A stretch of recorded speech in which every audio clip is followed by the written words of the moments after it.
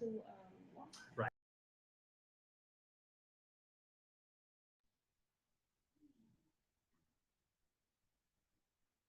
Good evening, family. Welcome to the Landmarks Land Use and Preservation Committee meeting of CB11. My name is Jason Labor, and I'm the chair of the committee. The meeting is called in order at 6:36 p.m. Tonight, we are joined by Andrew Muscane, the staff liaison to our committee. In order to conduct an efficient meeting, let's observe a few of our rules. No one may speak until granted at the floor. CB11 members, if you have a question about board business or wish to make a motion, please raise your hand and wait to be recognized. Members should not engage in a back and forth discussion. The chair will recognize the next person to speak. The chat, as far as the Zoom, should not be used for CB11 business or questions about agenda topics. All such remarks should be made on the record and be recognized. Please keep your questions and comments brief and on topic to the discussion. Members of the public, if you have a question or comment about the subjects on the agenda, please raise your hand and wait to be recognized. We will now take the attendance by roll call. Committee members, when I call your name, please answer. Present. Adem Brina. Present. Kenneth Crouch. Present. Jessica Elliott. Pascal Hanu. Present. Jewel Jones. Nosa Arama.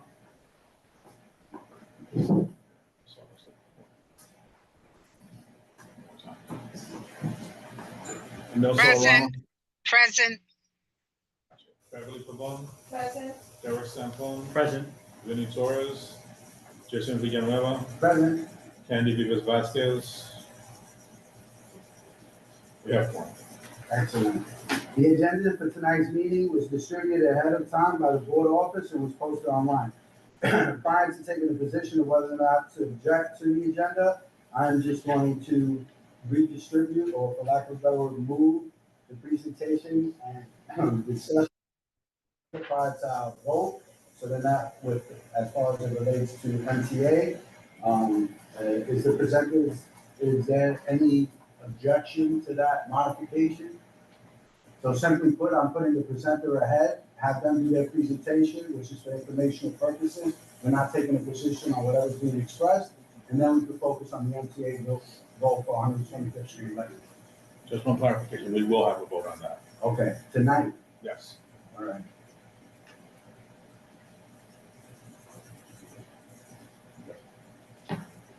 I'm still good with it. Sure.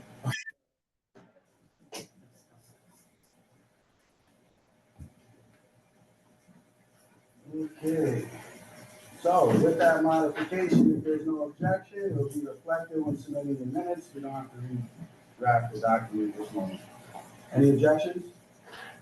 See no objection, the agenda for tonight's meeting is adopted. The adoption of the meeting minutes. The minutes from our last meeting were distributed to the committee members ahead of time by the board office. If there's no objection, we will adopt the minutes from that meeting. Committee members, if you object to adopting the minutes, you may raise your hand to be recognized. Awesome. Thank you, Kenneth, for keeping us up to date and up to speed with our charter requirements. For the clarification, Yeah, I'll get it later, but. I thought that was the minutes that was sent, please. No, they are They're there. Yeah. Oh, They're on the table. Starting the day of, yeah. Yes, I understand. That's why we need to do the minutes to clear up now, that's the moment. All right, awesome. So announcements, are there any announcements? We okay? Make sure the door's closed. Yeah. You want to put the meeting on hold? Okay. All right, so announcements. If there's no announcements, we'll move on to informational updates. Excellent. So we can now move on to the presentation and or discussion. So we're at item B. Yes.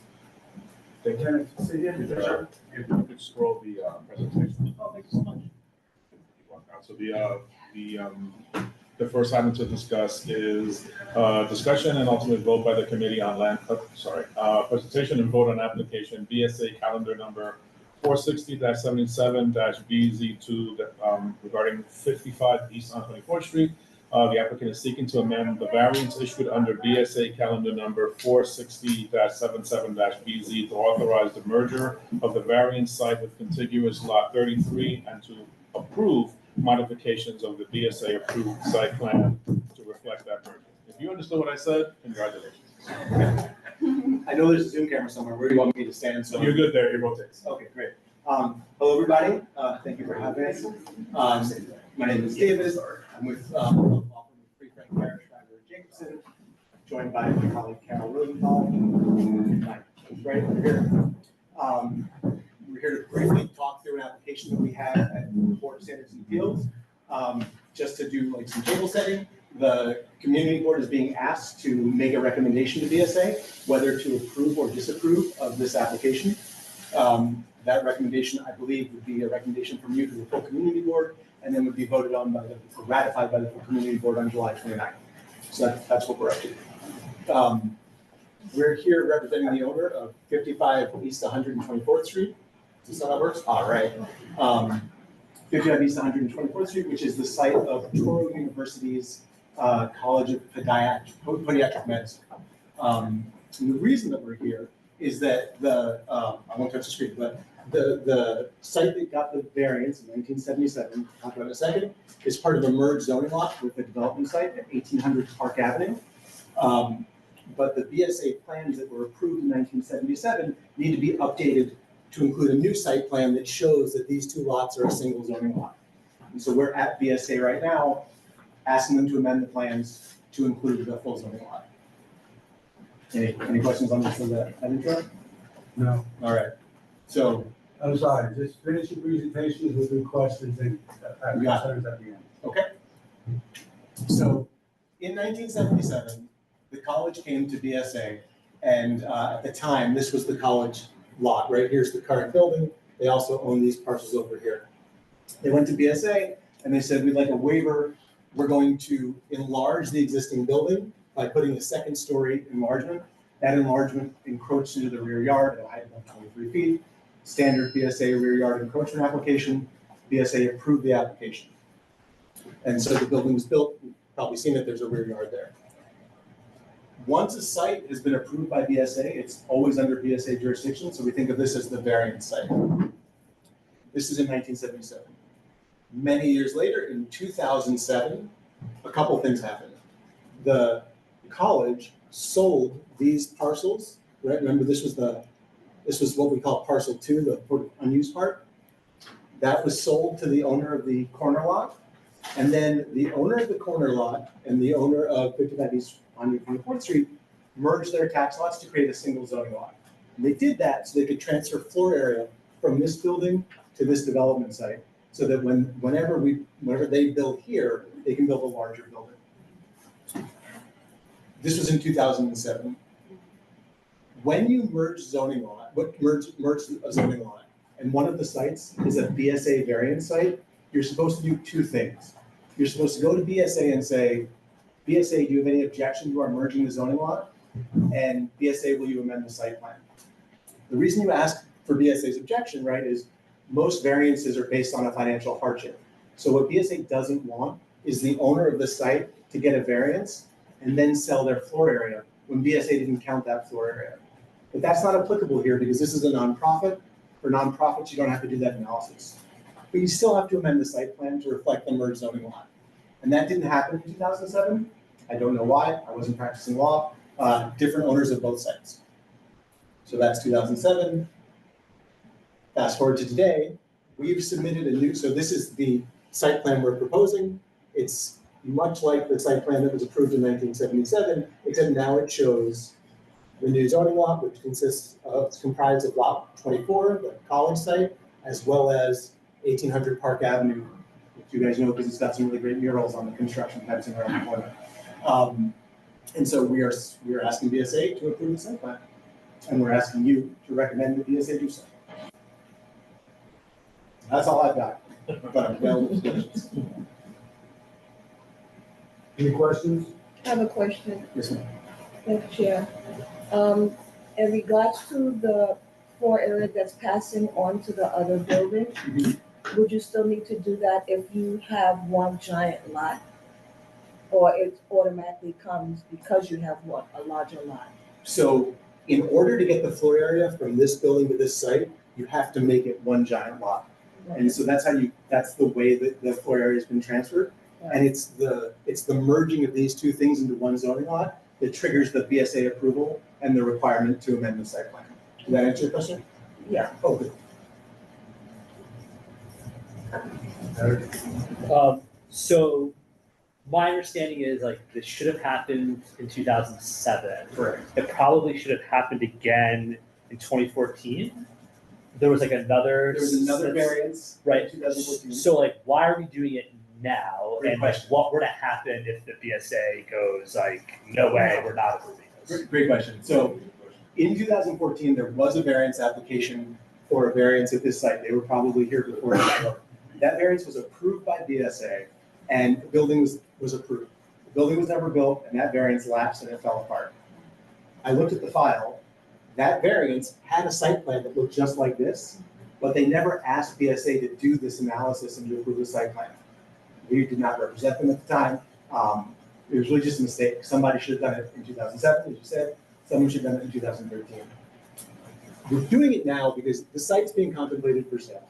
And as we're doing our due diligence, people noticed, hey, there's a lot merger. The owner of this site is probably going to want to use the floor area that was transferred. But what if BSA says no?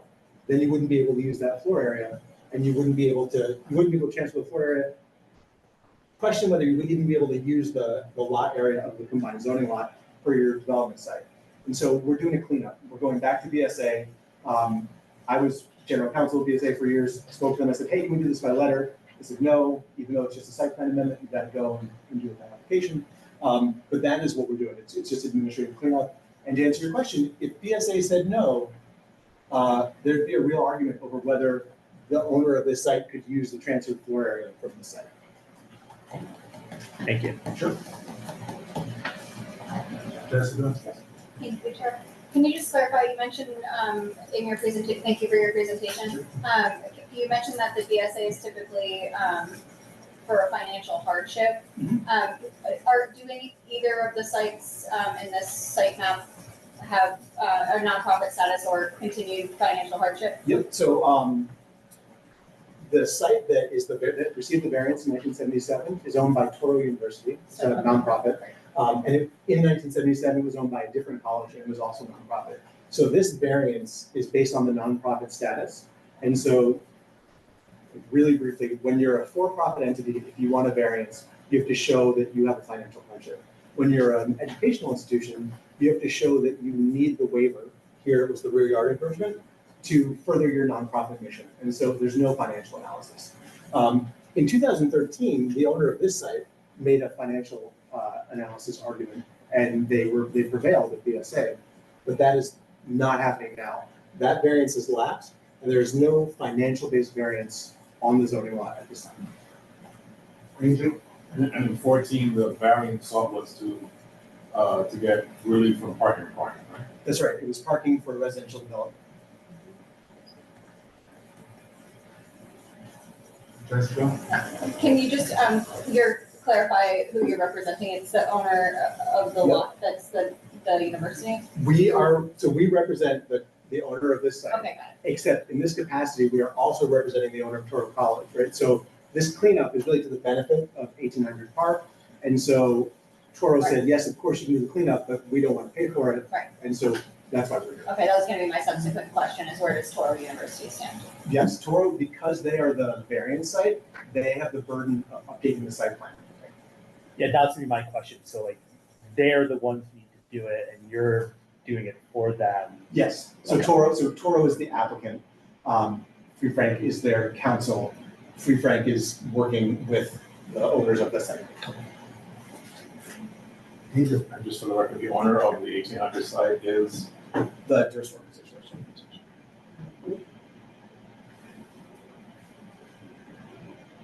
And then, how much is being transferred?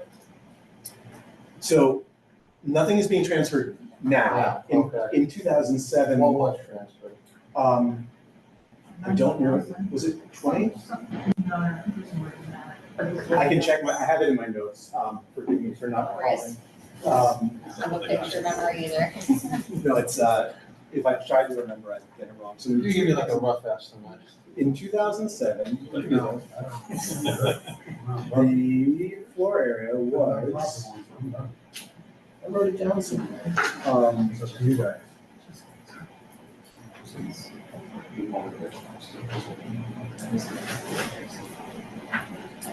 I don't have the number, I can brief you on that, I can check in 10 minutes after this, I apologize.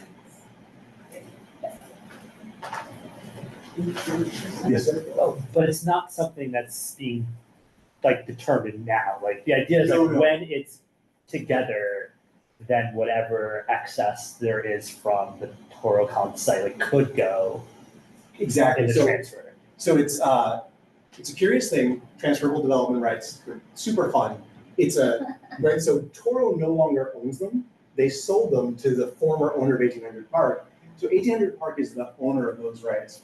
But floor area rights like kind of hang in the air until they're pertinent to a lot. And so they're pertinent to the lot once BSA says like, yes, you're good to go. I know I have the actual number somewhere and I'm going to find it out. I apologize.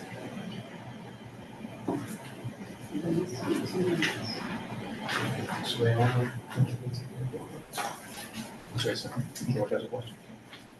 James.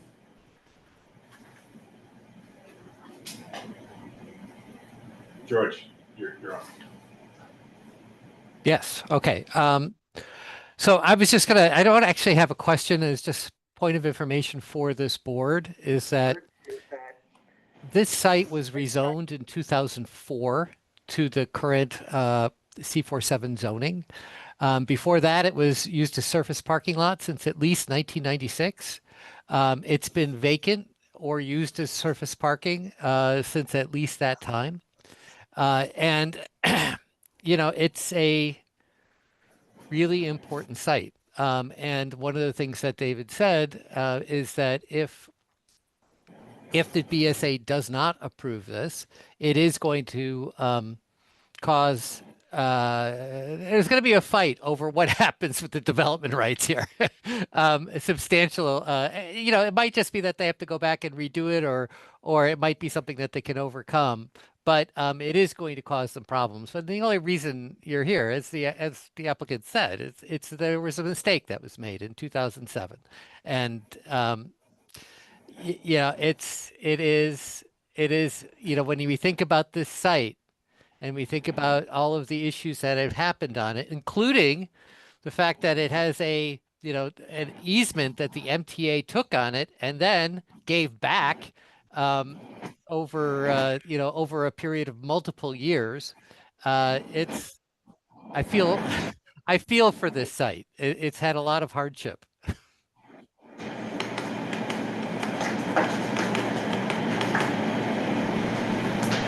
So you say you represent the nurse organization, right? Right now, I represent Toro College, but Toro is working with at the behest of the DRS organization to do this cleanup. So like our law firm represents the DRS organization, and in this matter is representing Toro as well. Andrew, how responsive is the DRS organization to CB11? I can't answer that. I don't know, but we can get them on the phone. We know a couple of people that we can get them that easily. Yeah. Just to the extent you explain that, that's a very unusual arrangement. So you're working with Turo on behalf of DRS, right? So both the parties in that transaction potentially. Yeah, of course, Carol. I mean, David said this, but I'll just say it. So we represent the nurse organization. In this matter, we're representing Toro, just for this matter, because it helps the nurse organization in cleaning up the site. So we don't represent them generally around, but for this purposes of this matter.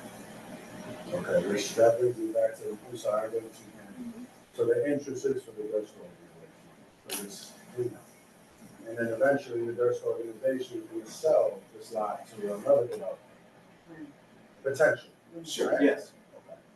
All right, that's what, I'll get to the point when we go. Go ahead, Ken. Okay, so, I remember being on the board when it was very controversial down on the site. The legal purpose was the city council member at that time. and it was against the community board supporting the whole project, because it was supposed to be a mega giant project there. It's supposed to also have the Yankee Stadium, offices, mixed use housing, um, a bunch of stuff that was supposed to uplift that whole area there. And eventually it's only been just a big hole. Yeah. On the, on 125th Street. So, but I just wanted to, ask, I know that maybe this has nothing to do with it, but it could also help us to decide exactly how we're going to support this project or not, right? So, what's gonna be the potential site? Is it still gonna stay as the whole mixed use housing, commercial space, or what are we gonna be supporting once the BSA, whatever decision comes out to be? Sure, so just to do some table setting, this application doesn't actually have, like, BSA is not approving a building, BSA is not approving zoning. This is really just the cleanup from the 70s. That is a necessary prerequisite for whatever's gonna go forward on the site. But I'm not working on that project, and I can't tell you exactly what it's gonna be. I don't know, I've not seen plans, I've not done any zoning analysis. I'm really only the BSA guy. For total only for today. For total for today, yeah. So, again, BSA doesn't have a set of plans that they're approving, they're not looking at anything like that. So unfortunately, I can't give you an exact answer. But it's a development site, so it will be something. And to that point, to the members of the committee, any concerns can be related to our letter, right? Conditions are very relevant. Right?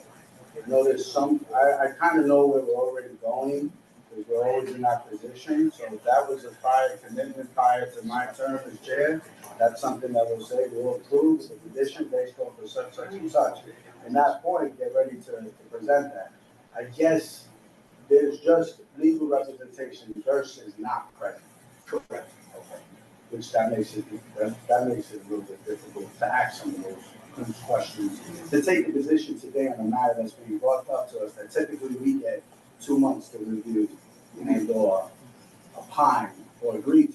And now we're being asked to agree to this, while in theory, if it wasn't for the MTA application, we would probably do it assessed. But that's just. I do know it's a July meeting, and I appreciate your all being here. Just information, so we're clear when we decide to take a position. Jessica, please. I'm ready to make a motion. So this should have been, like I was asking earlier, this should have been done a long time ago, right? In 2007. This site plan amendment, yes. Is there any reason to think it wouldn't have been approved then? No. So the only thing that the board would look at the time is whether, if the merger created a windfall for an applicant that was claiming they didn't have enough money, that's when BSA says no. But here it was a nonprofit, so that whole analysis doesn't happen. And so it's really, like I said, we tried to do this by letter application to the board, and just because they don't ever do them by letter, there's nothing really to consider here. They're not looking at a building, they're not looking at a financial hardship. They just want to say, can we swap out the new site plan that shows the entire zoning lot with the old one? More questions? What happens to the nonprofit that's on that site right now? Nothing. They are not. So even though this is one zoning lot, these are separate tax lots, and Toro is going to continue to be at 55 East 100th Street. No more questions? Jessica, I hear your motion. Before I make my motion, I just wanted to thank George James for his memo, and just state for the record that you wrote at the end. I will note that earlier this month, the Charter Review Commission has released the draft recommendations to change the ULURP process, reportedly to speed up development. This site was last subject to ULURP in 2004. Over the past 20 years, none of the delays this site has encountered were related to ULURP, as all the subsequent proposals and delays were non-ULURP actions, for the record. And then my motion is, if it's okay, motion to provide a letter of no objection for the BSA application, BSA calc number 46077DZ 1155 East 124th Street, with the conditions that one, The future potential as of right development of 1800 Park Avenue be required to come to this Community Board 11 Land Use Landmarks and Planning Committee for review and comment by the board and East Harlem residents in the schematic design phase or earlier, and the second condition being following our local hiring guidelines. Second. All in favor? Aye. Any opposed? Any abstentions?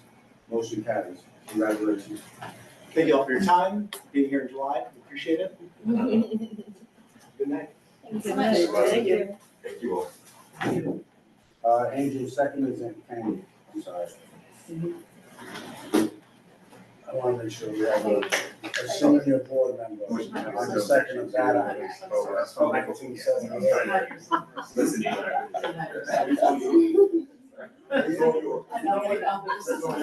want to get into. No, I know.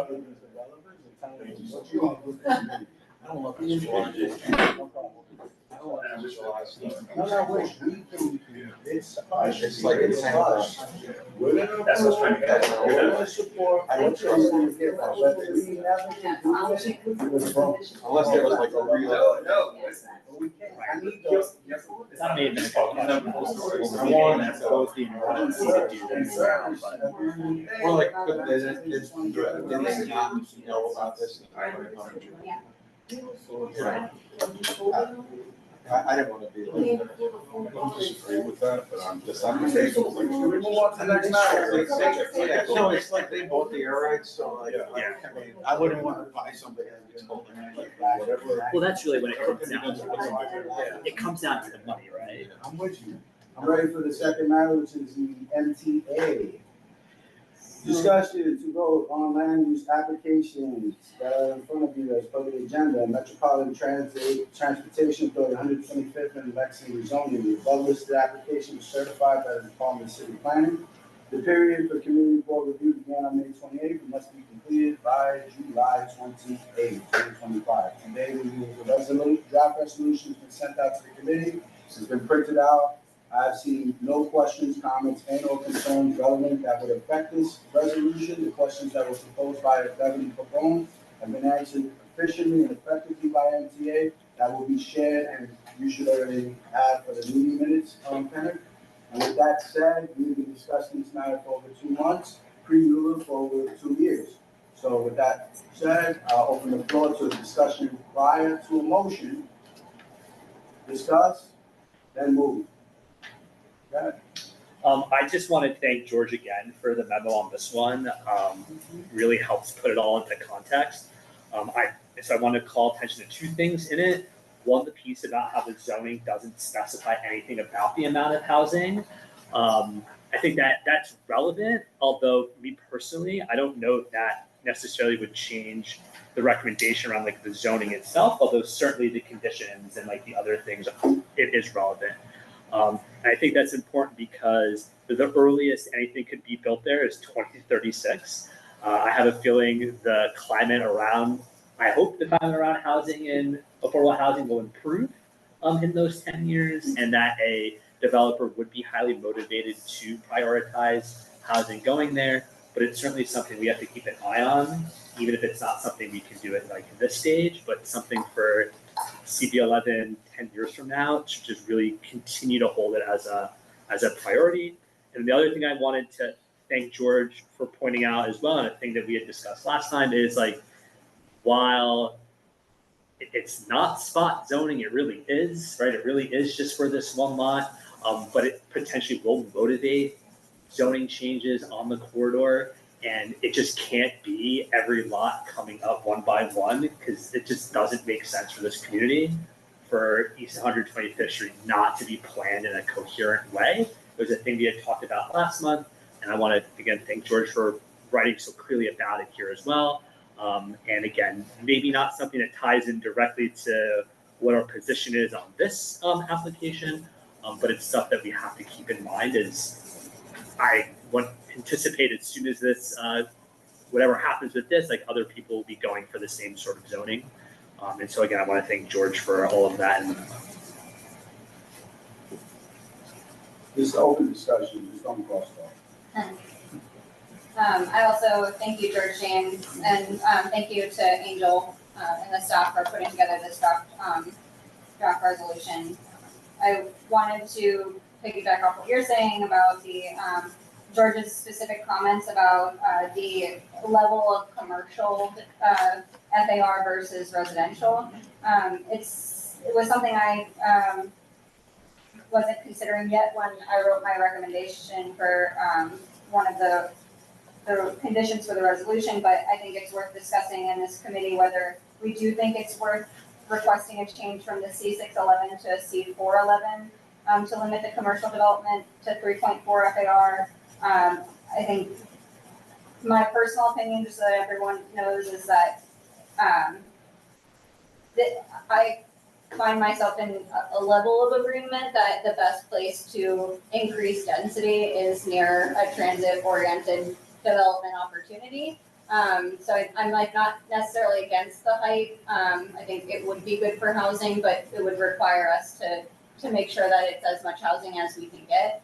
I think just thinking back on some of the old development proposals, like the one that EDC had originally put forward at the Harlem African Burial Ground had so much commercial. It's like, what are we building, a mall? Like, it's, you know, a ton of office, a ton of retail, like up to like, you know, 10, 12 stories. Like, who's gonna go up to a 12th floor, you know, I don't know, right? So I think that's the sort of final element that I would want to consider as a committee, is whether we choose to reduce the amount of commercial development.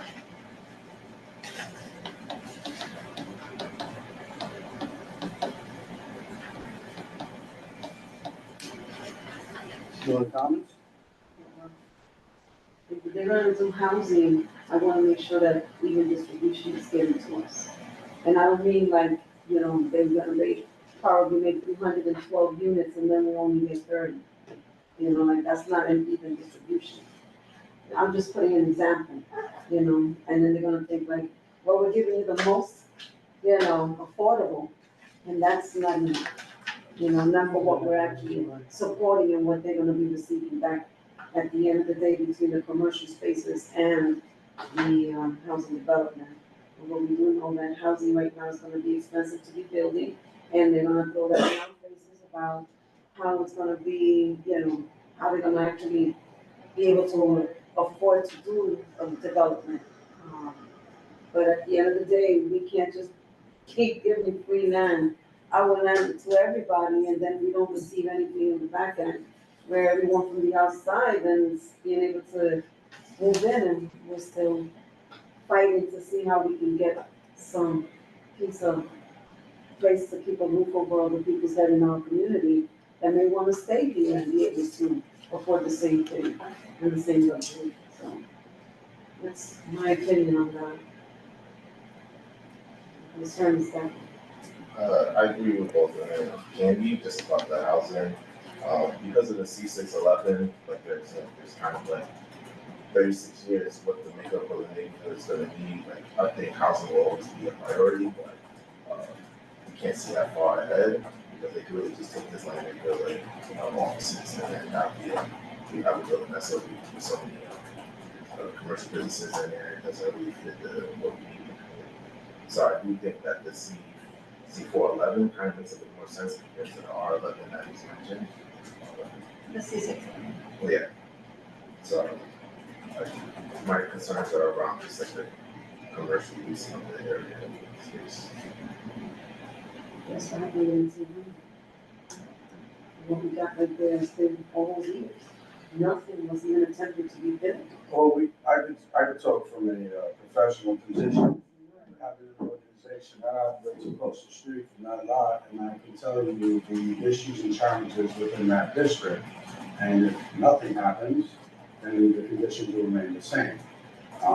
If something happens with an organization such as MTA, there's some opportunity for vibrancy. I know there's always the concern of external gentrification, but as I teach to a nonprofit that's been in operation for over 30 years, there is a such thing as in-place gentrification, where the people that are apart can evolve and can grow through economic opportunity, job development, options. MTA has been present They have an office, they're consistent. We all have Joe's cell number. I call him, he picks up, I don't know him from all in the world, right? So I say that to say that I'd rather something than nothing, because I've been dealing with operating an organization since pre-pandemic in there, and having nothing has been very dire to the district, to the concerns across every committee on this board, particularly human services and youth and education, right? With the needles, with the drug selling on 125th Street, 4, 5, and 6, it's public, it's comfortable, right? It's acceptable. This will create some shift. Will it resolve some of the concerns we have for our projections in 2040 or 2050? Absolutely not. But it's up to us to resolve it, put it in writing, and we'll memorialize that concern. And hopefully you'll have a chair 20 years from now that'll pull this and hold the MTA accountable to such commitments. Now, laws change, like City of Yes, that woke up and completely changed the use of space and the zoning of space and how a building can operate.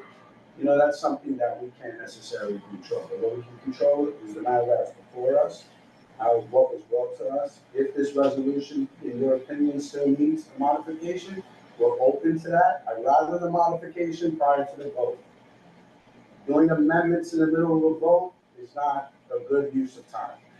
I see housing, which was the concern that was brought up. If we want to add this, I'm not necessarily, I give that to my managers, my architects that are more technical. With the designation, I have no issue with it. I don't think, and again, it's not me, I think if the committee doesn't get it, our job requirements that was instituted by the Economic Development Committee, which was proposed by local constituents in this district, is in this proposal. We're asking MTA that when they do release this RFP, which unlike some other RFPs I've seen in the past, particularly with HPD, there is no involvement with the community. Right? See, I have seen MTA does 1,000 events, and everyone asks when are the events, and no one's there. Right? So I get the anxiety and the worry, but let's just be strategic, because some of the items that were brought up, I believe are covered in this resolution. But if you or any individual has a specific item that you would like to add on, you even added on one of the items through the Q&A that was happening. Right, from a member. The member didn't ask for it to be added. We took the initiative as a board, as leadership of the board to add, right? And that item is added onto this. So we want to add number 7. We'll modify one of the 6. So be it. And Jason, I have a question comment here online with my hand up. I'm sorry, I'll recognize the public in a minute. But just. That was Jessica. Oh, that was a member. Okay. Of the board, but yeah, first the committee, but just have a discussion, right? If there's an item that you would like to add on, I would definitely think that we can entertain that. So prior to us adding or drafting anything else, yes, if there's any other questions from the public that are online that aren't present. Yeah, there's a member, Michelle. Michelle, was she first or Jessica? I'm not sure. Jessica, then Michelle. Oh, okay. Michelle. You said Jessica? Yes, Morris, Jessica Morris, and then Michelle can ask a question or provide a comment. Thank you. Thank you for the floor for a moment. You can hear me okay? Yes. Okay, great. Just a clarification commenting on MTA 125th and Lexington rezoning. A couple of points relative to the discussion. One, I just want to acknowledge that this site is included in the East Harlem 125th Street bid. Woohoo! So they, as developers, will necessarily need to be engaged in that governance process as they move forward, whenever that is.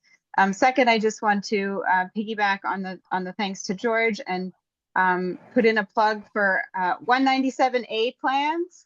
It may be too late, but they are a tool that the community can use at our discretion, asking for perhaps support from council members to develop our own ideas of what may be possible or what should be implemented along corridors or areas. So 197A plans are provisions that allow us to do that work and send them forward to be ratified through city planning and CPC, I believe. And then in reviewing the committee's great work in exercising its voice for the conditions, I also want to throw out there, maybe strategically, that where we are a number of steps ahead of this being an actual development project because of MTA's job as an owner and an infrastructure partner, that in all of the things that we're asking for and stating as being very specific priorities, they may also fall under something like a community benefits agreement. So instead of writing the details into the transaction that MTA would have to negotiate too early, mandating that there be a community benefits agreement with the terms decided, amongst those parties at a later date, or that being a requirement in the RFP process may also be a way to make sure that the community maintains a seat at the table as the ownership changes hands further down the line. So I'm not sure if there are any thoughts on whether that may be a good idea to consider, but it is another tool or mechanism for making sure that we continue to be engaged as the project evolves in the next number of decades. So thank you. Thank you, Jessica. Michelle. Good evening, and thank you for giving me the floor, Chair. I wanted to say that I am attending this day because I wanted clarification on these items, and thank you, George, for making it clear. I really appreciate it. I also wanted to add, I don't know if this was said before because I could not hear a few sections. How would the funds that are being placed into Harlem for the upkeep or the commercial district plan that's not necessarily planned as yet as a whole, but how would the planning stages affect what is happening this day with the commercial areas that the MTA is having, as well as the other groups that are going to be coming in front of CB11? Do you know? Is MTA on? I'm not sure I understand. Me neither. Joe, can you answer a question? Yeah, Michelle, are you talking about the business improvement district? Yes. Yeah, I think Okay, that's more of a bid question than it is an MTA question, no? Oh, so that would not, because my understanding is that since funds would be placed into the area, that it might change how the MTA might want to move forward in the 10 years down the line, since we're talking such a huge time difference than what we're talking about now.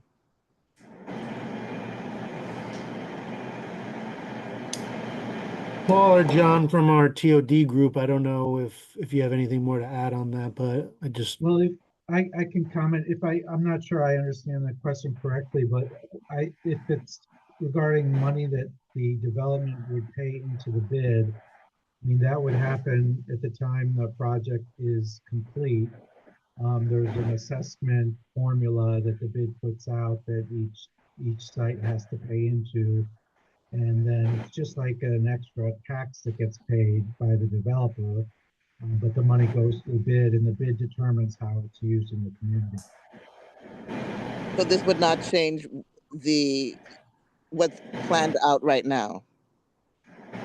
So I mean, it would Correct. be subject it would be subject to whatever assessment the bid has at the time that it's developed, and the uses would go to whatever the bid determines.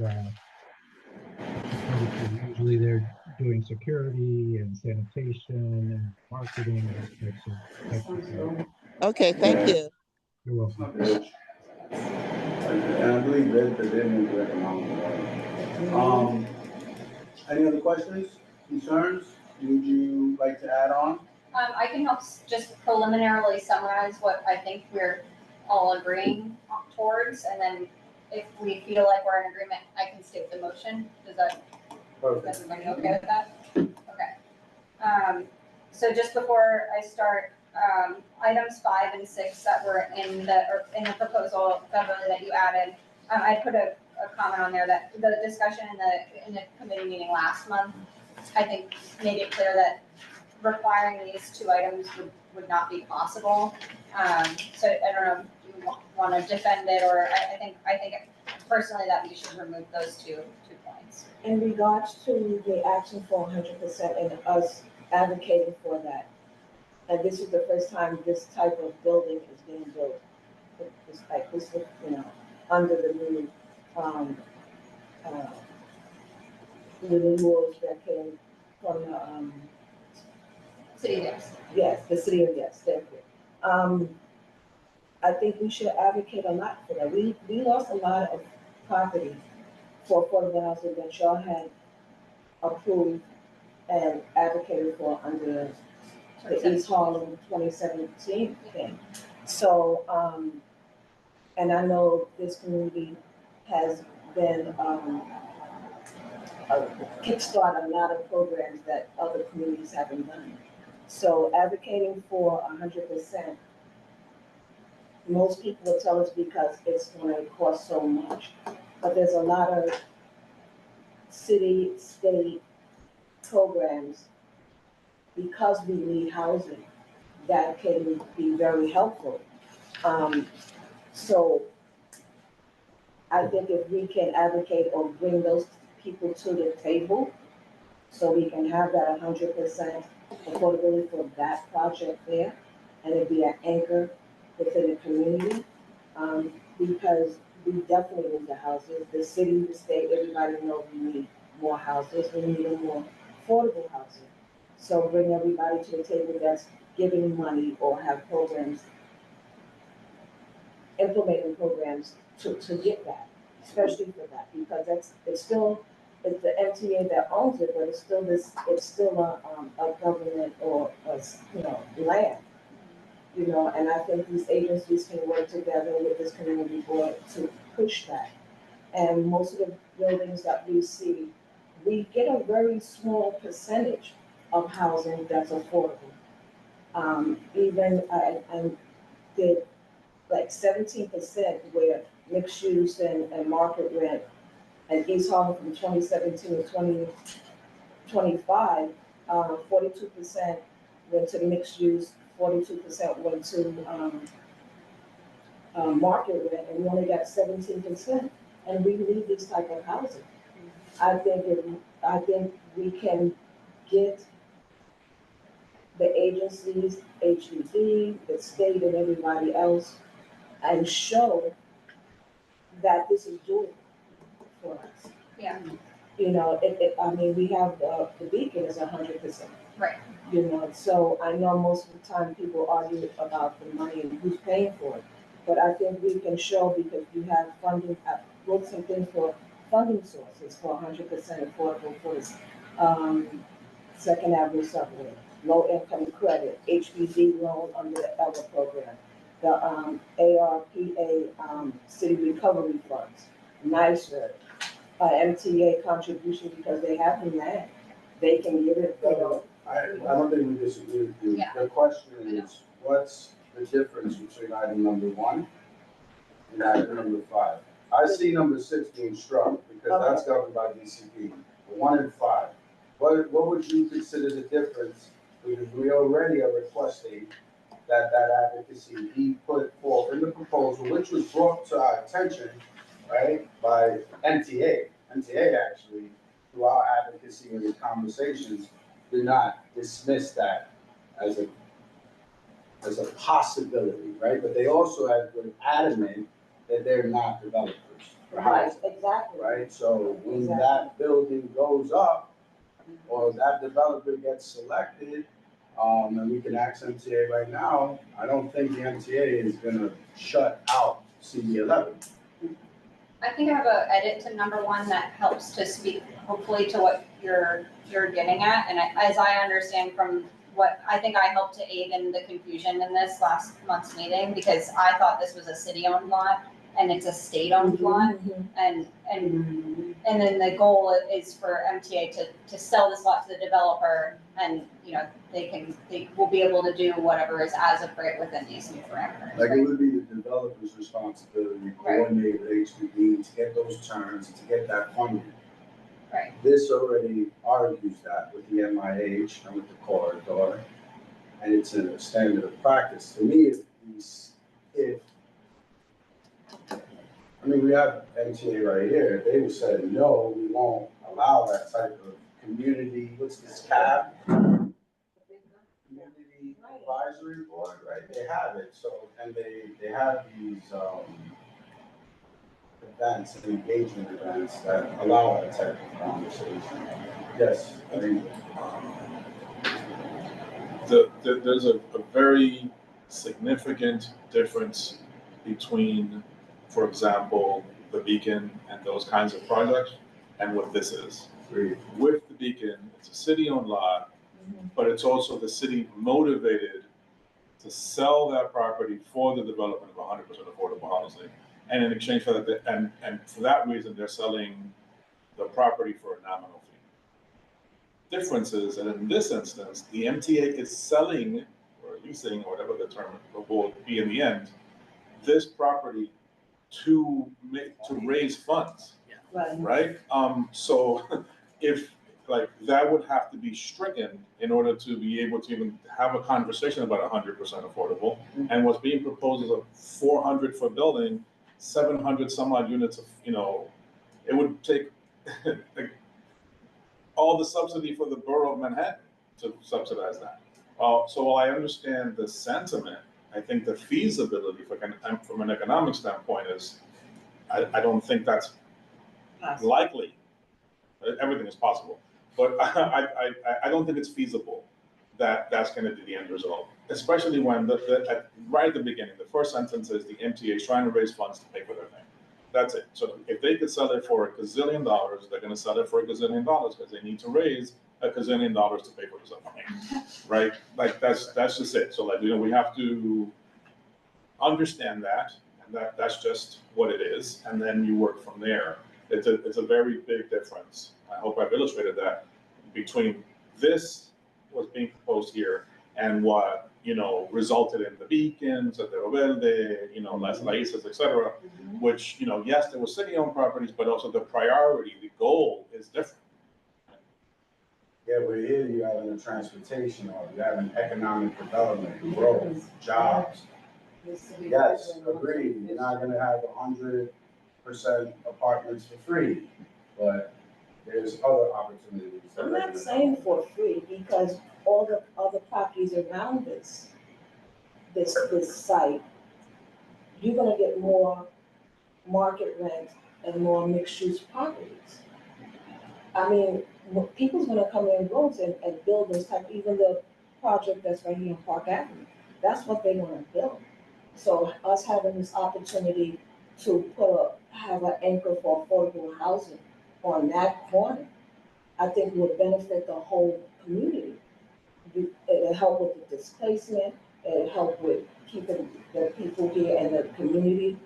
And we have to remember that they changed the law with the community preferences. So we're losing that also within our community. You know, it's down to 20%, and then in 2029 it's going down to 15%. You know, so the opportunity for this community to have affordable housing and staying within their community and the culture and everything is gonna fade away, because everyone around that site is gonna build more affordable house, not affordable housing, you know, market and mixed income.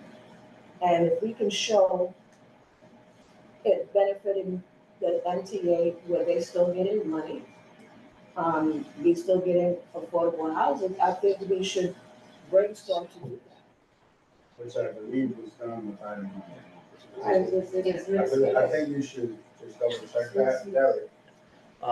So I wanna, you know, what Angel is saying, right? It's like this zoning dramatically increases the value of that lot, right? So it will increase the amount of money that the MTA can get. And I think we're in agreement, like that's a good thing, right? The MTA having more money to fund projects is an important thing that will help this neighborhood and the city at large. I think the other thing to keep in mind is like this, you know, this rezoning mapping I'm MIH. sorry, Derek has the floor. I'm so sorry. I just asked you to read it. That was it. Go ahead. You know, this zoning mapping MIH, like we may not love the percentage, but it's not percentages that people live in, it's like units, right? So 25% of a twice as big number of apartments is a lot of apartments, like better than what the current building could be there that would be zero, right? So I think, yes, we continue to advocate, we do all of those things, but we shouldn't lose sight of the fact that even just, you know, 25% of a bigger number is better than 100% of nothing. And so like I think that's important. And again, like Angel said, like this project is not like some of the other ones that we've seen. You know, it's state-owned land, and their bylaws are telling them that they need to maximize the amount of money that they get for it. So I think, you know, what Jessica's saying here around like item 1 here and like maybe a couple tweaks to it, but like ultimately like we shouldn't get in the way of the MTA maximizing the money that they're getting because of the positive impacts it has to the community at large, more than just a building that people can live in, but providing opportunity, economic opportunity, mobility opportunity to the whole neighborhood. So I am in agreement to modify number 1, strike number 5, and just strike number 6 based off ECP's position. Again, Something aside, so all the money they sell this for would go to the second phase of the Second Avenue subway? All this money? Joe, At the very least, it should be put into here. Yeah, so yeah, you know, we've stated that the, you know, revenue generated from the leasing and the development of this property would help fund the Second Avenue subway. Exactly all the fun, I don't know, again, just deferring to my TOD folks, if we have any understanding of what the actual split or, you know, I mean, I think you have to be determined what would be reaped from that. So, I mean, my only concern is, like, I know congestion pricing was put in to some extent to offset this cost to build this. Now we're waiting so long to get this compared to, let's say, south of 86th Street. Now they got to sell this in this neighborhood, and we're not even sure now how much of that money is going into this phase, the Second Avenue subway, that we've been waiting so long for. I'm for everything, the development, this and that. I was just under the assumption, and maybe I just made it up in my own head, that the money that they were going to raise from this property, whatever that be, because I thought now they're selling it so they're going to get the proceeds from a sale, right? So then whatever income is generated after that sale, I'm assuming that they're not involved in that anymore, right? They're just selling it, right? A lease? it's a lease. Yeah, it will be a 99-year lease. Yeah. Okay, So, it's a lease. yeah, it would be a 99-year ground lease. MTA would maintain involved. And to clarify, the plan is to direct all the proceeds from whatever real estate transaction back towards this phase of the Second Avenue subway. The only way, I mean, there was some federal money used to buy the lot, so it's possible we have a commitment with that deal to fund the other half. So essentially, all the real estate money from the Second Avenue subway should be going to the Second Avenue subway. you got MTA on record? But they do have a budget, because they discussed the budget at the last meeting, that they already have for the Second Avenue that has been allotted to them, correct? Right. So part of that budget, to pay for it, the plan is to use the real estate proceeds. So while the money is allocated now and may be spent now, the plan is for MTA to essentially cover those costs with this real estate transaction. That answers your question? Yeah. Mostly. Okay, I'm gonna address everybody's points. Number one, reaching to try to put Beverly's layers and Candy's layers for affordability, just modifying it to say, the MTA includes its request for proposals for joint mixed-use residential development, a priority for proposals that include additional affordable housing units and deeper affordability levels above the requirements of mandatory inclusionary housing, and where at least 75% of the mandatory inclusionary housing units are 2-bedroom or greater, and activate all available tax credits for affordable housing as possible for maximized affordability. Does that work? And then to Jessica's original point, that we add a 0.5 that says the MTA include in its RFP for joint mixed-use residential development, a requirement for the future developer to commit to providing a community benefits agreement. Does that meet your point, Jessica? Sounds good. Yes, the details of which can be decided at a later date, right? Thank you. That we add another 0.6, that the MTA be required to utilize all funding generated from the sale of this property to go directly towards the Phase 2 Second Avenue subway work and maintenance, excluding any original purchase costs. That one I think we're reaching. Okay. Only because they committed that their interest is to use the funds, but unless there's a concern that somebody's gonna profit out of this, which as the MTA, they have to reinvest, and this is just my opinion, right? You guys, if you want it, you'll push for it. But whether they use the money for the Second Avenue subway or for the 4, 5, and 6 in Woodlawn that comes over here, as long as they're not cashing out through their board of directors, which goes through a completely different process, I don't necessarily see the revenue. And that's me playing project manager or budget manager. I don't see me reallocating a budget so then that way I can take the money and put it in my pocket if I'm trying to make up for a loss. And it's been expressed repeatedly by the MTA that they do not have 100% funding for this project. Right? So that to me tells me that as they're building, they're paying for it.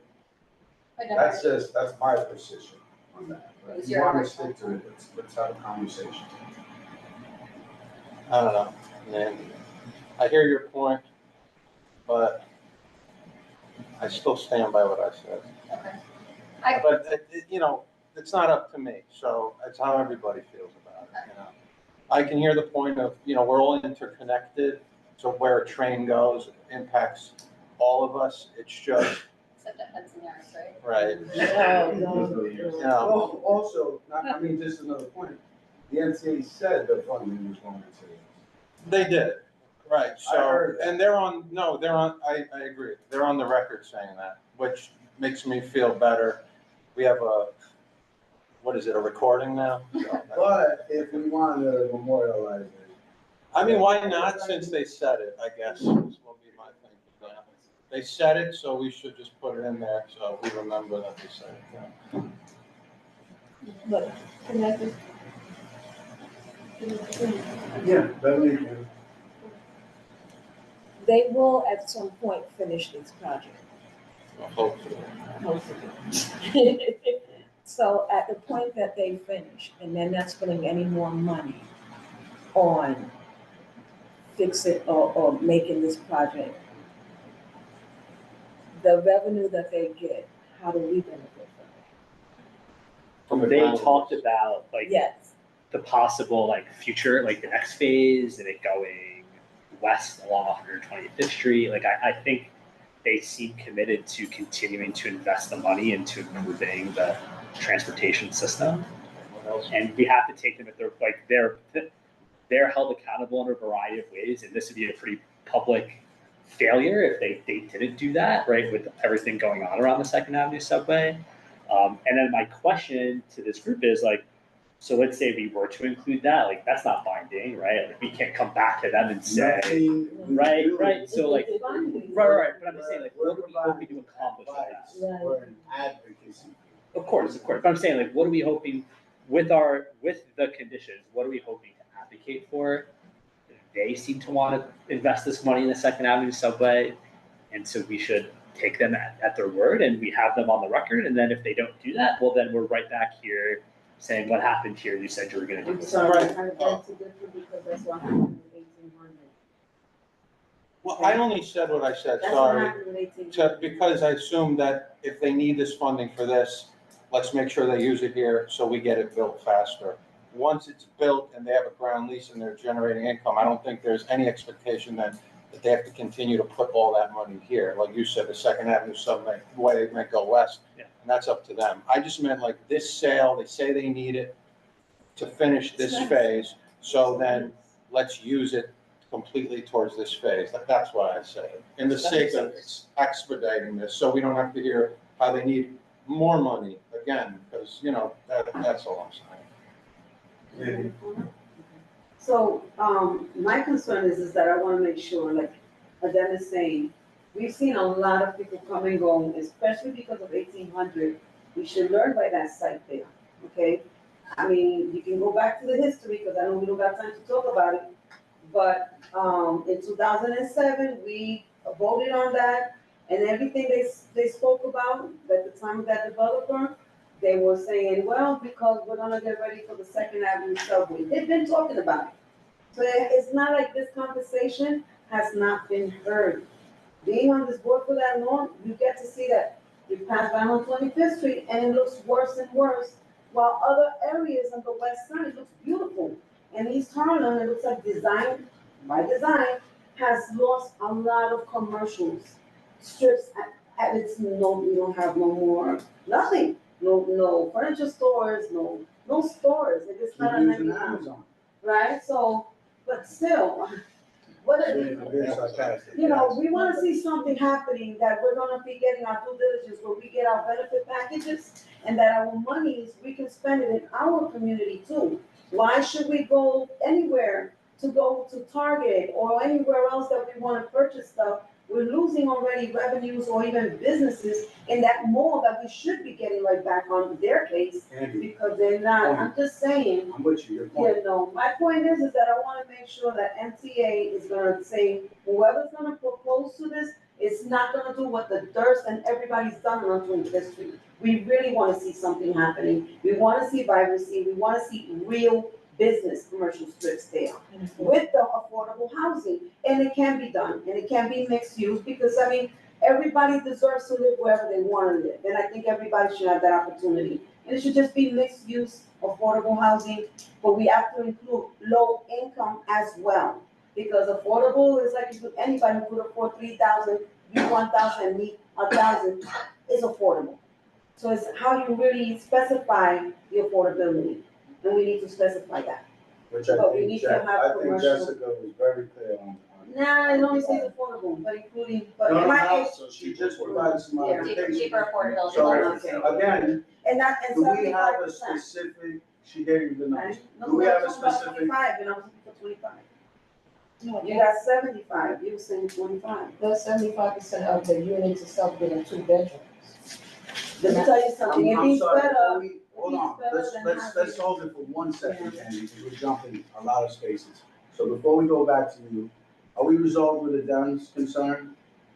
Can I just say also that I feel like if nothing else, to Candy's point and Dem's point, that the turnover on the board, the turnover at MTA, the turnover everywhere, time that elapses, of course, we can go back and come to this recording, but I think memorializing the commitment that MTA made to use the lease of a property that is being upzoned for profitability to fund this subway station be used for the funding of this subway project. I couldn't have said it better, yes, thank you. Okay, I think we include it. And that the commercials, that we have vibrant commercial that can have long-term leases, that is gonna be something worth having instead of what we have right now. I'm with you, Kenny. Let's just finish with the them and then we'll get to your point and Beverly's point about housing.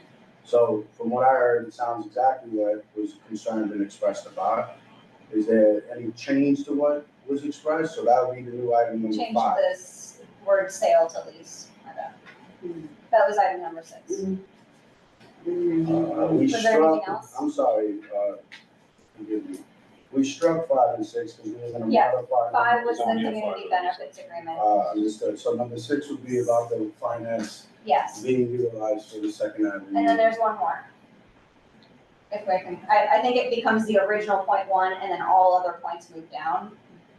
Which would be that the land use application, blah, blah, blah, blah, be adjusted from a zoning map amendment from C4 4D, which is what it is originally, to C611, which is their proposal, instead to from C4 4D to C411. Based on what we talked about with the commercial. Because that's the thing that would That's to cap your point, commercial. and to George's point, And Pascal's. and Pascal's point.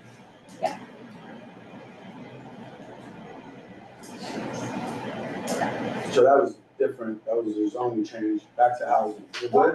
I'm good with housing, I mean, it is what it is, but I just wanted to. No, I'm saying the modifications that we Yeah. made to item number 1, I want to make sure that we're good. Because the last thing we need is to vote yes here and then debate on the floor and full board. Yeah, I'd rather see that we get two bedrooms rather than just one. So yes, I'm with that, because I definitely want to see I want to see something vibrant happening there. I mean, More importantly, I pray that our Commercial future committee is as passionate as we are to advocate for such. I know, We're projecting from 10 years from I now. know. So we made some of those adjustments. Are there any other items that we were looking for? Yes, I'm Thank sorry. you. It's all right. Anybody else? All right.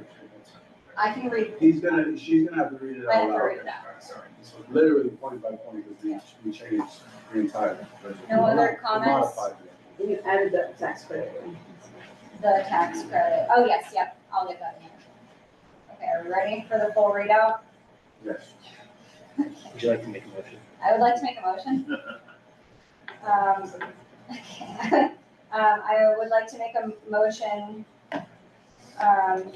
to recommend the approval of land use application C250300ZMM and N250301 ZRM MTA 125th Street in Lexington rezoning with the following conditions.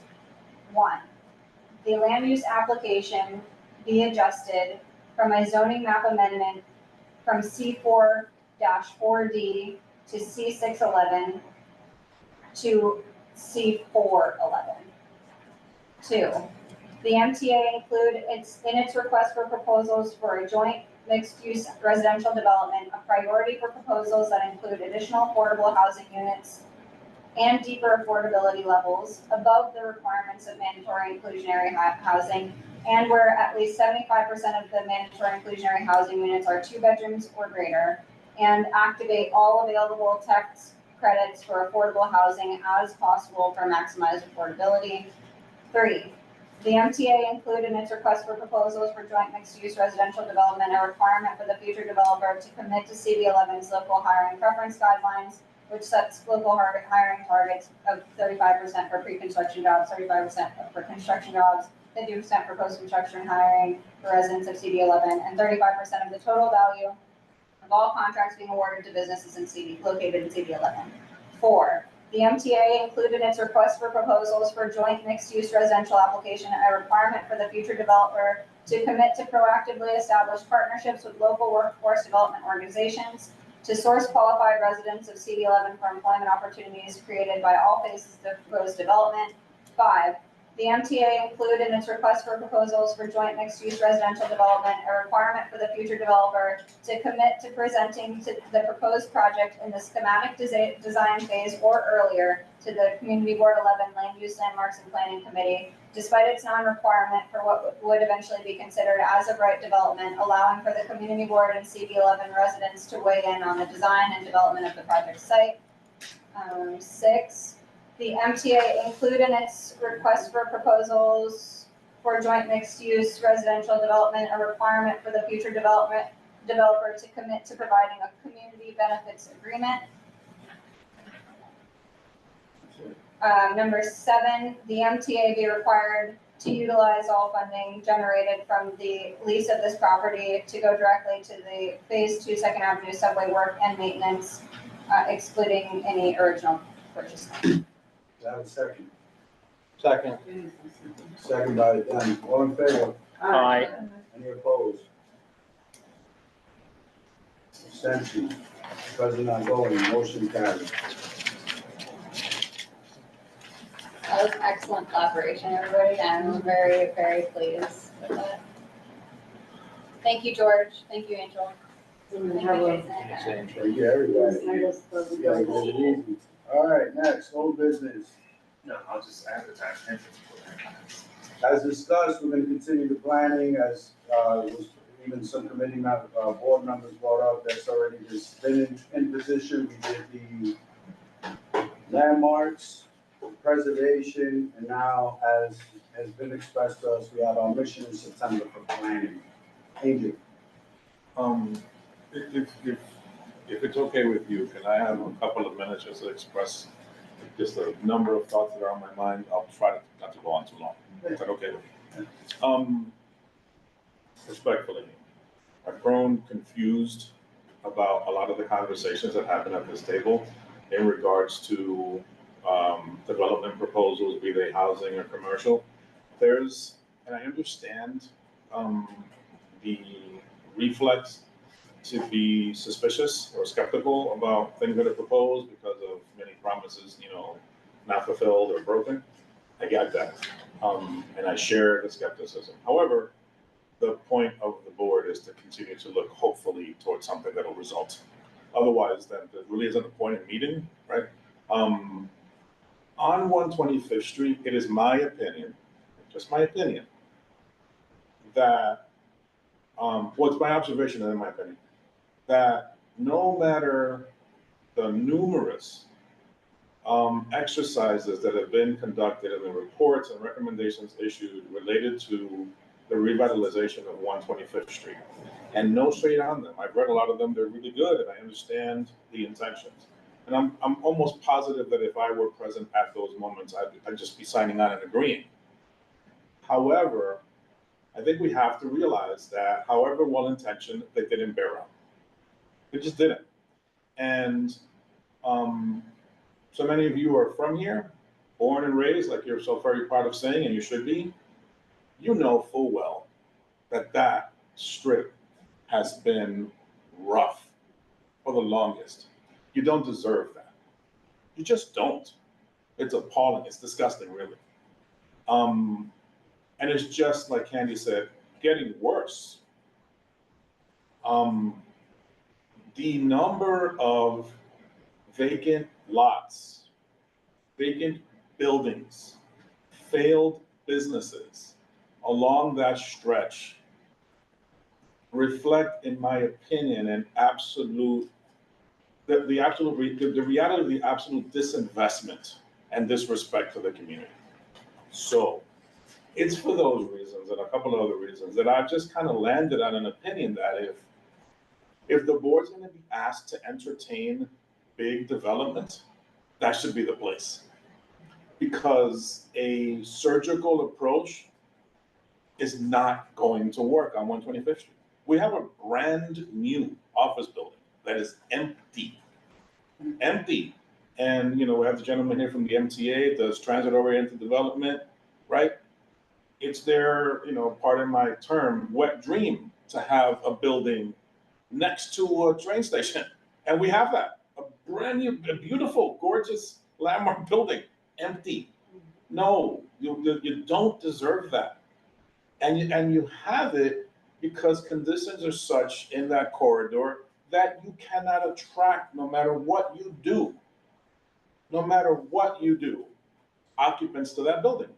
Literally empty. Talking about the Corn Exchange building. Right? The building that used to have Modell's, gone. Dwayne Reed in the bottom floor, gone. That building is empty. Thor Equity bought it years ago, haven't developed on there. Why? Why would they? Right? Why would they?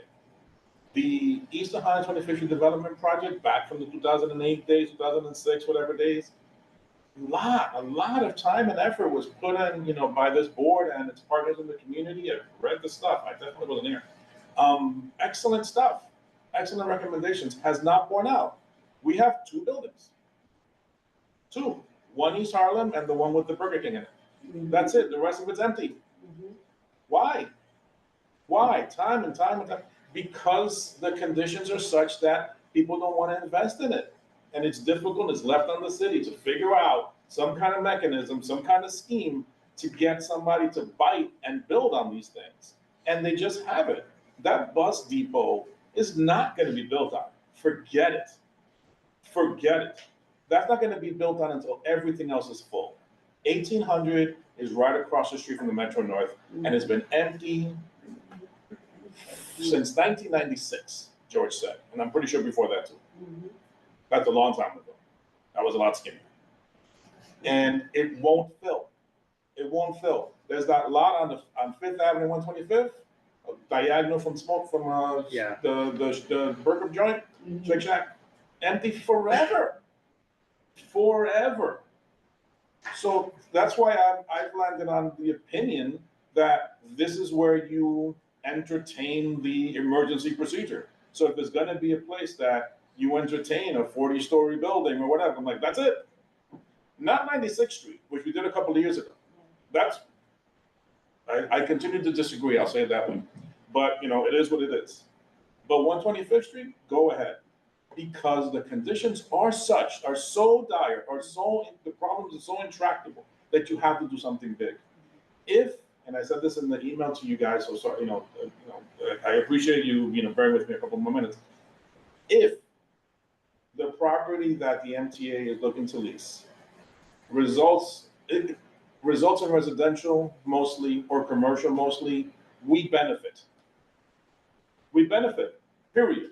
If it's, what did they say, 650 something units, whatever, it's a crazy number. If most of that is market, I'm sorry, but good. It should not be all market, of course not. But we're gonna get a ton. And if the building next to it decides to hold off and goes big too, good. Because then we'll definitely get affordable there. So we add the affordable from the MTA building and the affordable from next. My attitude during the whole rezoning was, give me the numbers. Give me the numbers to address the need of the people that are coming in this office. Like, rich people don't bother me. What bothers me is unnecessary homelessness, unnecessary suffering. Everybody points to the homeless that are outside. Yes. What about the homeless that are in the shelters? 100,000. 100,000. That most of them is just because they can't afford somewhere to live. So I'd rather take, what did they promise us last month? 200 something apartments? Right. So let's round it because I'm bad at math. So 200 there, 200 the next one, 400 affordable apartments. Like, thank you. Yes. Give me. And if those buildings happen, then maybe East 125th Street happens. And they owe us 800 more apartments.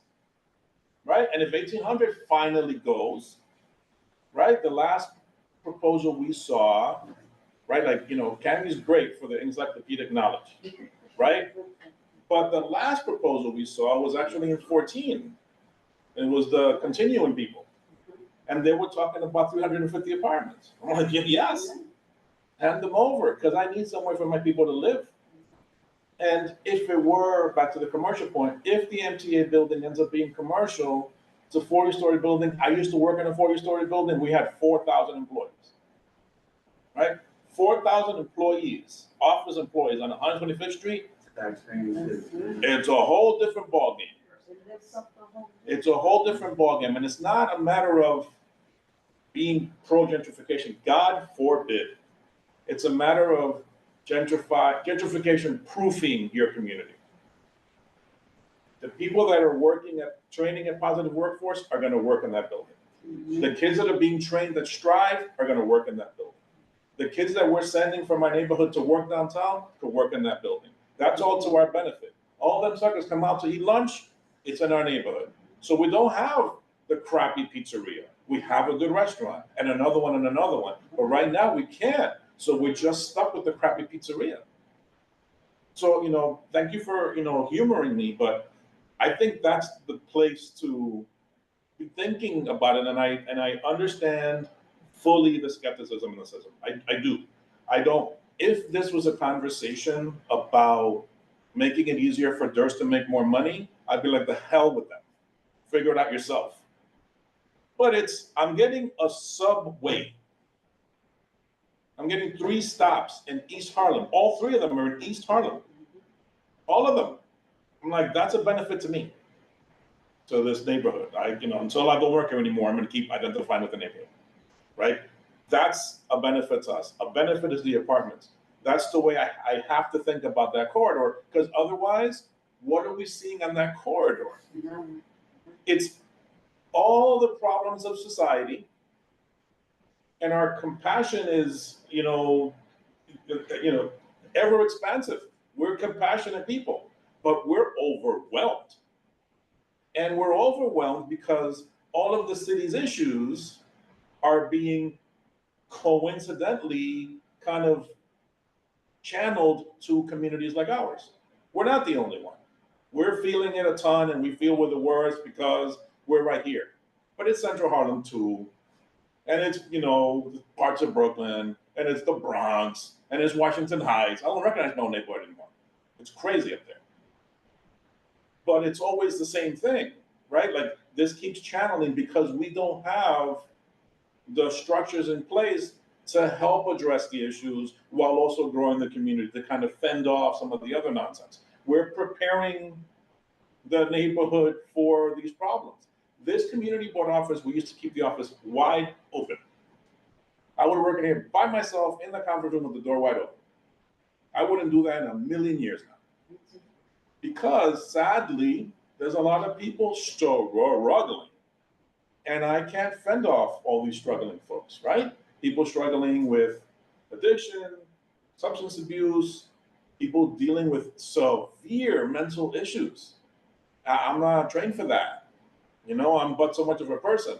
And if they're having an episode, I have to keep that door closed, right? And we used to barely see anybody walk by. And now it's a parade every day, because the amount of people coming into the neighborhood is just expanding and expanding, and the fucking city isn't doing anything to help people. They're not doing it. They're talking a lot, but they're not doing it. They're not doing it. It takes an expert to address the issues affecting someone with mental illness. Yes, but we have lots of experts. You're not paying the experts to provide the service. You're not creating the infrastructure for the experts to have someone to provide the service, is the issue. So what happens is, and because of that, because all these assholes are just enjoying themselves getting votes, right, and not being held accountable, then communities have to be negatively impacted by the people they're trying to be compassionate to, but we don't have the ability to deal with 200 mentally ill people walking up and down the block. I'm not pointing a finger, I'm concerned, but Jesus, I can't do it. So when someone says, oh, we're going to put a building there, I'm like, yeah, put it, because maybe we'll get some money, and maybe we'll grow the tax base, and we could force some of these asshole politicians to actually do something substantive and something meaningful. But if we're being led by our cynicism and our skepticism to say, no, we're not a 20-story building, only a 10-story building, the building next to the MTA site, the proposal is to build as of right. They had an option to use the voluntary inclusionary housing program. It's the only reason why we would get affordable units. They don't have to do it. They could say, I ain't doing it. And then every unit in there is a market rate unit. The whole building. The whole building. So when we then hear, oh, this property could benefit from the upzoning of the MTA, I'm like, yeah, I don't particularly want 40-story buildings, but if I'm gonna get 400 apartments, then the hell with it. I'm not looking up there anyway, right? I'd rather you all have somewhere to live, and your neighbors have somewhere to live, and your future neighbors have somewhere to live, than holding to a particular principle of keeping everything tight and contextual. A lot of the 2008 was contextual, right? And what's resulted? Bupkis. What the other rezoning in, I forget the year 2003 or whatever, was another contextual. What resulted? Bupkis. And what's resulted in pieces is market buildings. That's the reality. So no shame on them. I understand what they were thinking. I do. But the result is you're not moving into those buildings, or maybe you are because you're making some loot, but our neighbors aren't, right? So I think that our mandate is to consider all options and then think strategically and differently on different parts of our district. I would say the opposite of everything I've just said about development on every other street in the valley. If you came and you said, we're gonna put up a crazy tall building on 12th Street, I'm like, hell no, right? But there, go ahead. 110th Street, Candy, correct me if I'm wrong, historically was the problem street. Oh my God. Right? So you can't have vacant buildings there. They have to be full. I'm not saying go up, but they have to be full. And you have to have conditions there so that you can fill the buildings. Because if the block is scary, I'm not gonna move. Right? And that's the history of it. It's not a pointing finger, it's not shaming, it's just the fact. It's just the fact, right? Conditions in my own neighborhood have changed. The buildings are exactly the same. The buildings are exactly the same, but the conditions are wild. Wild. Like, what is this? When did this happen? It's that disinvestment, like people have to be a bit more like, okay, they're facing the facts of it. 1800, last thing. Development-wise, is gonna have a lot of difficulty filling their commercial spaces with, for example, a supermarket or a big retailer that needs 18-wheelers because you can't get underneath the viaduct.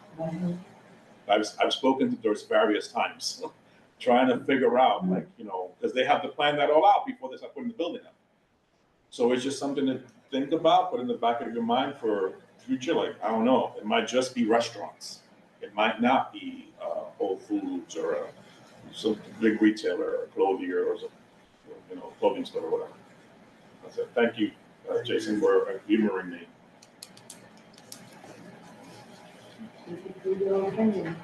No, it was great. Old business. So, more business. We talked about planning. We're gonna have that discussion in September. Any new business? No? Great. Roll call. Oh, Sorry, actually, I'm very, very brief old business. Just want to follow up on the Holy Rosary Church. Thank you. I spoke with the Associate Director of the Real Estate Division of the Diocese of New York, and it looks like what we thought was correct. That sale that we saw, it fell apart. Those are the documents I circulated last time. It looks like they have found a new buyer, and they're going to try to close the sale by the end of 2025. So, yeah, that's all that. Thank you. Yes. Doing the old business as well. We're gonna have an update on what's going on with the African Burial Ground with EDC. The last time was, I think, was February, last year or the beginning of this year. They were here. I don't necessarily recall. But and honestly, they come on their own. I mean, but we can ask them. We can invite them. They could invite We can them. invite them. Yeah, they come like every 3 months or 6 months. Yeah, that's. I'm sorry, I missed the announcement section at the beginning, if I could just make a quick No announcement. problem. We are hosting you didn't say this, sorry, Drew, the budget We got town hall. Okay, yeah, so we're hosting, CB11 is hosting, the district needs and budget committee is hosting the budget town hall, to be held on, July 22nd, at 6:30 PM in the Sendero Verde building. Please, there are some events that are coming up throughout the neighborhood. Please volunteer to table at those events. Please promote the district needs survey as much as possible. And please show up to the town hall, but know that the town hall is for residents of Community District 11 to give their feedback about the budget needs in the district. And our roles as community board members, we can make those comments through the work of our committees. We will not be entertaining the comments from board members, but please reach out if you have any questions. I like that logic. We don't need to talk. It's very tactful. It's very tactful. Listen to your constituents, hear what they need. Anybody else? Before you Yes, do sir. roll, anybody runs out, if you guys could just stick around for 5 seconds after we close, to have a little thing we should give you guys. See, Langus is where you get all the gifts. Usually we get pizza, I made a mistake this week, but I promise, in Don't September, have pizza. we'll start off with some pizza. We do it every month. Thank you, Mr. Dan, as always. Roll call. Members, when I call your name, please answer present, and then Brihan. Kenneth Crouch. Jessica Elliott. Pascal Hanoum. Jessica Jewel Jones. I like calling you Jessica.